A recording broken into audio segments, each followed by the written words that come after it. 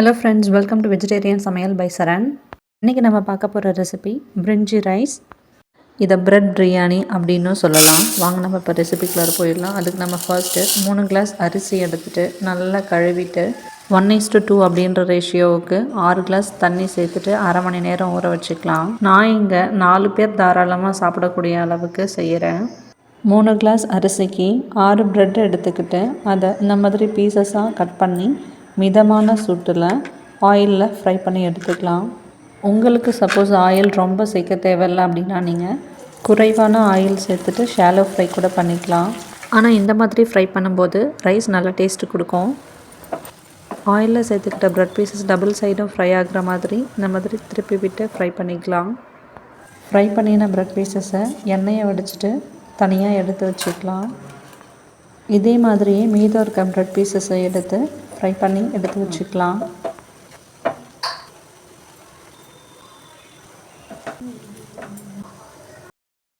ப்ரெட்டை ஃப்ரை பண்ணினதுக்கப்புறம் இந்த மாதிரி நல்லா கிறிஸ்பியாக ஆகிடும். இதை அப்படியே எடுத்து வச்சுக்கலாம். நெக்ஸ்ட்டு ஸ்டவ் ஆன் பண்ணிவிட்டு 1 ஸ்பூன் சமையல் எண்ணெய் சேர்த்துட்டு 1 ஸ்பூன் நெய் சேர்த்துக்கலாம். நெய் நல்லா கரைஞ்சதும் கடுகு சேர்த்துக்கலாம். கடுகு நல்லா பொரிஞ்சு வந்ததும் அது கூடவே சோம்பு சேர்த்துக்கலாம்.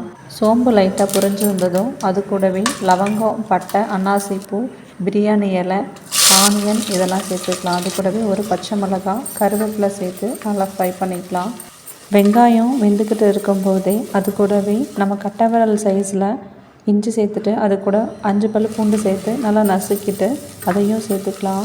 வெங்காயம் நல்லா பொன்னிறம் ஆகிற வரைக்கும் வதக்குனதும் நறுக்கின தக்காளியும் சேர்த்துக்கலாம். நான் இங்கே 1 தக்காளி சேர்த்துருக்கேன், பெரிய சைஸ் அப்படின்றதுனால. சின்ன சைஸ் அப்படின்னா நீங்கள் 2 கூட சேர்த்துக்கலாம். தக்காளி பாதி வதங்கினதும் புதினாவும் மல்லித்தழையும் சேர்த்து வதக்கிடும் போதே தக்காளி முழுசாக வெந்துடும். அது கூடவே மிளகாத்தூள், மஞ்சள் தூள், பிரியாணி மசாலா சேர்த்து நல்லா கலரி விட்டுக்கலாம். நெக்ஸ்ட்டு 1 கேரட், 6 பீன்ஸு, 1 உருளைக்கிழங்கு இதெல்லாம் கட் பண்ணி சேர்த்துட்டு 2 மினிட்ஸ் மீடியம் ஃப்ளேமில் ஓரளவுக்கு வதக்கினதுக்கப்புறம் அது கூடவே 200 ml போல் தயிர் சேர்த்துக்கலாம்.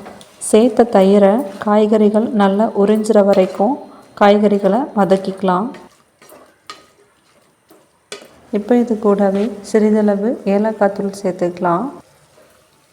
இதை அப்படியே நல்லா கலரி விட்டுக்கலாம். இப்போது பார்த்திங்கன்னா தெரியும், நல்லா காய்கறிகள் தயிரை நல்லா உறிஞ்சிடுச்சு. நெக்ஸ்ட்டு நம்ம ஊற வச்சுருந்த அரிசியையும் தண்ணியையும் சேர்த்துக்கலாம். அதாவது 3 கிளாஸ் அரிசிக்கு 6 கிளாஸ் தண்ணி சேர்த்துருந்தோம் இல்லைங்களா, அதை அப்படியே சேர்த்துக்கலாம். நெக்ஸ்ட்டு தேவையான அளவு உப்பு சேர்த்து நல்லா கிளறி விட்டுக்கலாம்.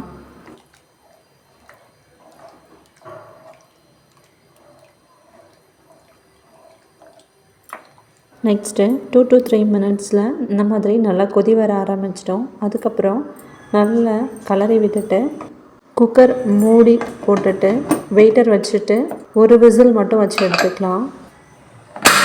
1 விசில் வந்ததுக்கப்புறம் அடுப்பை ஆஃப் பண்ணிவிட்டு 5லேருந்து 10 நிமிஷம் அதை அப்படியே விட்டுறலாம். அதுக்கப்புறம் ஏர் ரிலீஸ் பண்ணிவிட்டு அதுக்கப்புறம் வெயிட்டர் எடுத்துகிட்டு குக்கர் மூடியை திறந்துக்கலாம். நெக்ஸ்ட்டு ஃபைனலாக நம்ம ஆயில் ஃப்ரை பண்ணி வச்சுருந்த ப்ரெட் பீசஸை சேர்த்துட்டு கரண்டியோட அடிப்பகுதியை வச்சு இந்த மாதிரி நல்லா கலரி விட்டுக்கலாம். இந்த மாதிரி செய்யும்போது சாதம் உடையாமல் வரும். இந்த ரெசிபி குழந்தைங்கள்லேருந்து பெரியவங்க வரைக்கும் எல்லாருக்கும் ரொம்ப பிடிச்சமான ஒரு ரெசிபியாக இருக்கும். இந்த ரெசிபியை நீங்களும் உங்கள் வீட்டில் ட்ரை பண்ணி பார்த்துட்டு எப்படி வந்துச்சு அப்படின்றத கமெண்ட் பாக்ஸில் தெரிவிங்க. தேங்க்ஸ் ஃபார் வாட்சிங்.